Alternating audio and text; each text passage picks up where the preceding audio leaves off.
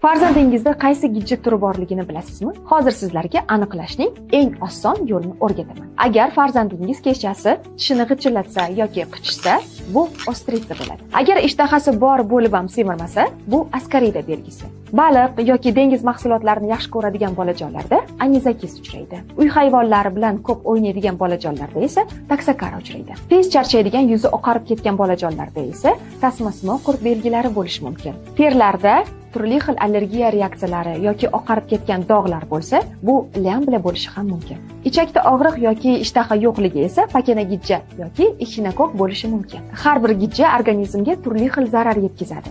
Biri ichakni, biri jigarni, biri immunitetni zararlaydi. Buning tabiiy yechimi esa nut va gilminkits. Yettita foydali o'simliklardan iborat bo'lgan ushbu mahsulot albatta gijjalarni tozalaydi va farzandingizning immunitetini mustahkamlaydi. Mahsulot haqida to'liq ma'lumotga ega bo'lish uchun hoziroq podrobniy tugmasini bosing. Nut va gilminkits sog'lom va beg'ubor bolalik sari.